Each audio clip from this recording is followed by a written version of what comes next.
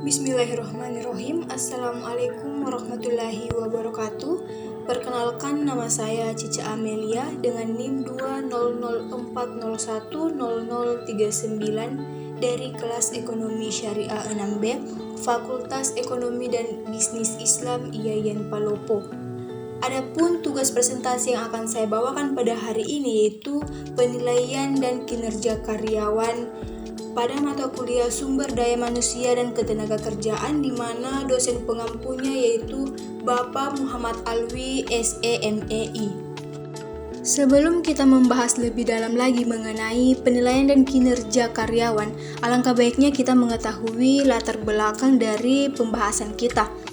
Nah, latar belakangnya yaitu penilaian kinerja atau dalam bahasa Inggris disebut dengan performance appraisal adalah evaluasi sistematis terhadap kinerja karyawan dan untuk memahami kemampuan karyawan tersebut sehingga dapat merencanakan pengembangan karir lebih lanjut bagi karyawan yang bersangkutan.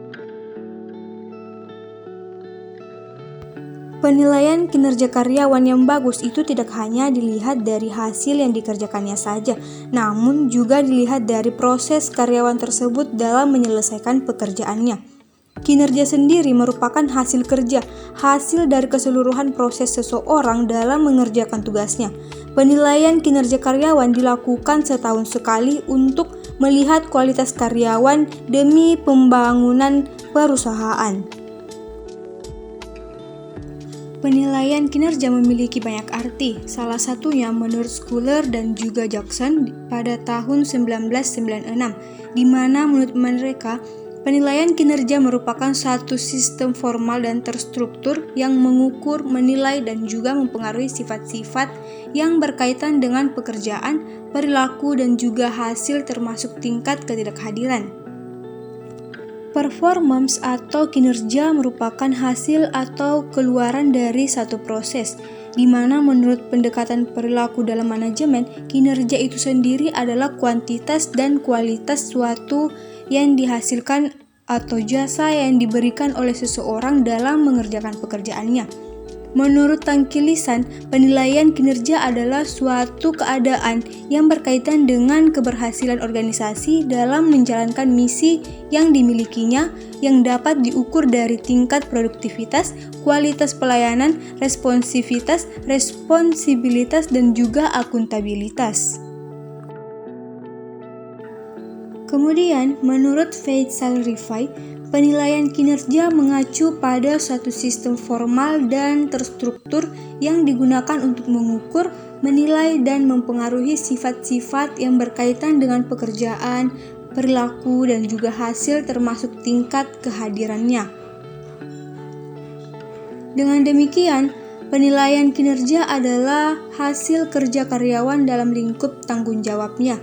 Di dalam dunia usaha yang berkompetisi dalam tataran global, maka karyawan memerlukan tingkat kinerja yang tinggi.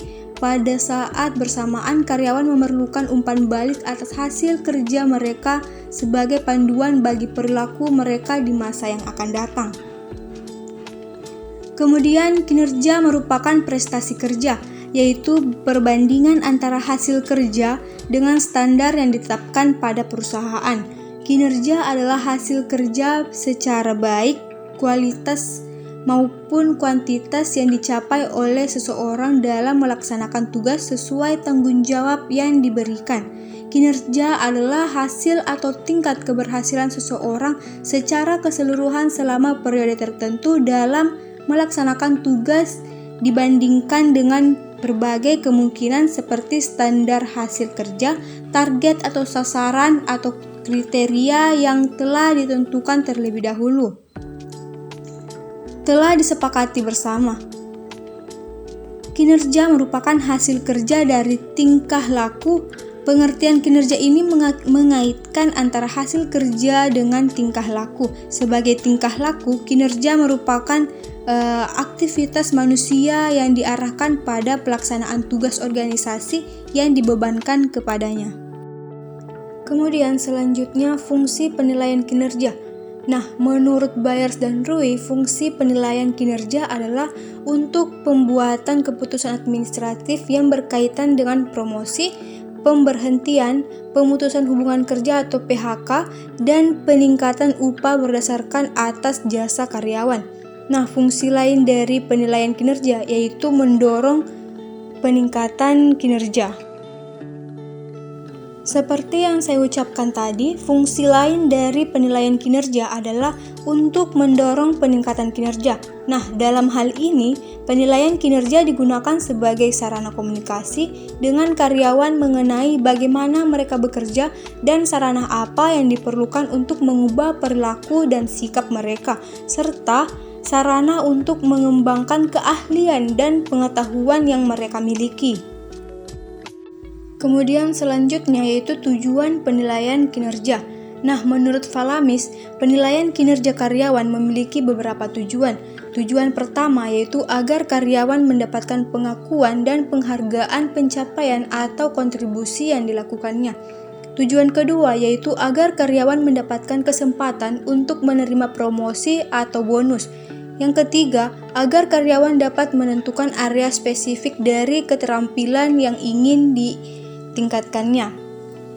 Yang keempat, agar karyawan dapat mengidentifikasi kebutuhan pendidikan tambahan atau pelatihan yang dapat menunjang perkembangan karirnya. Yang kelima, agar karyawan merasa termotivasi dan merasa dilakukan dalam perkembangan karirnya. Kemudian tujuan yang terakhir itu sebagai wadah diskusi antara karyawan dengan perusahaan mengenai target jangka panjang. Adapun menurut TV Rao ada beberapa tujuan penilaian. Yang pertama yaitu menyediakan kesempatan bagi pegawai untuk mengikhtisarkan, kemudian mengenali akan kebutuhan perkembangannya sendiri dengan membuat rencana bagi perkembangannya di dalam organisasi secara mengidentifikasi dukungan yang ia perlukan dari atasan yang harus diraporinya dan orang-orang lain di dalam organisasinya. Kemudian memprakarsai suatu proses peninjauan dan pemikiran tahunan yang meliputi seluruh organisasi untuk memperkuat perkembangan atas inisiatif sendiri guna mencapai kearifan manajerialnya.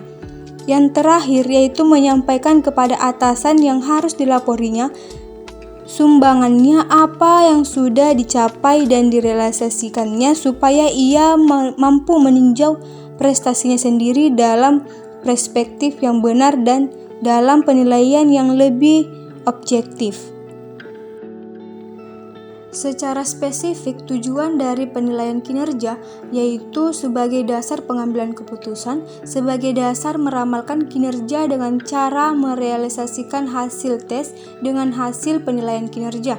Kemudian memberikan umpan balik kepada karyawan sehingga penilaian kinerja dapat berfungsi sebagaimana pengembangan dari pengembangan karir karyawannya. Kemudian bila kebutuhan pengembangan karyawan dapat diidentifikasi, maka penilaian kinerja dapat membantu menemukan tujuan program pelatihannya. Yang terakhir yaitu jika kinerja karyawan dapat ditentukan secara tepat, maka penilaian kinerja dapat membantu mendiagnosis masalah organisasi. Selanjutnya yaitu proses penilaian kinerja. Nah, menurut Ivan Cevic, kemampuan menghasilkan data yang akurat dan reliable akan meningkat jika mengikuti suatu proses sistematis yang terdiri dari beberapa langkah. Yang pertama yaitu mengadakan standar kinerja untuk setiap posisi dan kriteria evaluasinya, kemudian memiliki penilaian yang mengumpulkan data kinerja karyawan. Kemudian memiliki penilaian yang mengevaluasi kinerja karyawannya, kemudian mendiskusikan evaluasi tersebut dengan karyawannya, dan yang terakhir yaitu membuat keputusan dan menyimpan hasil evaluasi tersebut. Nah, selain dari itu, dimensi kinerja atas karyawan yang dinilai disebut dengan kriteria evaluasi, di mana menurut Ivan Cevic, suatu kriteria yang efektif harus memiliki karakter seperti relevan, di mana suatu pengukuran kinerja harus memiliki atau sesuai dengan output aktual. Kemudian ada sensitivitas, yaitu kriteria harus dapat mencerminkan perbedaan antara orang yang berkinerja tinggi dan yang berkinerja rendah. Kemudian praktis atau kriteria harus mudah diukur dan mengumpulkan data dilakukan secara efisien. Menurut Ivan Cevic juga ada beberapa pertimbangan yang dapat digunakan untuk menentukan waktu pelaksanaan penilaian kinerja, seperti dapat dilakukan secara arbitrari, yaitu waktu pelaksanaan penilaian kinerja dapat ditentukan secara sembarang. Kemudian, setiap karyawan dievaluasi dengan jadwal tunggal. Yang terakhir yaitu jadwal evaluasi adalah pada suatu saat penyelesaian dari suatu siklus tugasnya. Kemudian, ada beberapa pihak yang dijadikan sebagai penilai dalam menilai kinerja karyawan, seperti dinilai dari suatu komite dari beberapa atasan, dinilai oleh teman kerja atau peer, dinilai oleh bawahan, dinilai oleh orang luar, dan dinilai oleh diri sendiri. Nah, selanjutnya yaitu metode penilaian kinerja. Setiap perusahaan itu memiliki tujuannya masing-masing yang berdampak pada metode penilaian yang digunakannya sendiri. Biasanya penilaian kinerja dilakukan setiap 6 bulan sekali ataupun setahun sekali. Tetapi ada juga perusahaan yang melakukannya lebih sering. Nah, ada beberapa metode penilaian kinerja yang dapat kita terapkan di perusahaan kita. Metode pertama yaitu manajemen by objektivitas atau MBO. Nah, dalam metode ini, manajer dan karyawan bekerja sama untuk mengidentifikasi, merencanakan, mengatur, dan juga mengomunikasikan tujuan untuk melaksanakan dalam periode waktu tertentu dengan menggunakan metode SMART. Metode selanjutnya yaitu BARS atau Behaviorally Anchored Rating Scale, di mana metode ini, penilaian kinerja dengan rating scale atau skala penilaian, merupakan metode penilaian yang paling umum digunakan. Kemudian ada metode Assessment Center metode. Nah, metode ini penilaian kinerja dilakukan dengan menempatkan karyawan pada sebuah situasi lalu meminta karyawan untuk mengambil peran dalam situasi tersebut. Kemudian ada 360 degree feedback. Nah, metode ini merupakan metode multidimensi yang mengevaluasi karyawan menggunakan evaluasi yang dikumpulkan dari semua pihak yang berhubungan dengan kinerja karyawan seperti manajer. Kemudian metode terakhir yaitu Human Resource Accounting Metode. Nah, metode ini dilakukan dengan melihat perbandingan biaya yang dikeluarkan oleh perusahaan untuk memberikan gaji kepada karyawan tersebut. Sekian presentasi materi dari saya, kurang lebihnya mohon dimaafkan. Saya ucapkan terima kasih. Wassalamualaikum warahmatullahi wabarakatuh.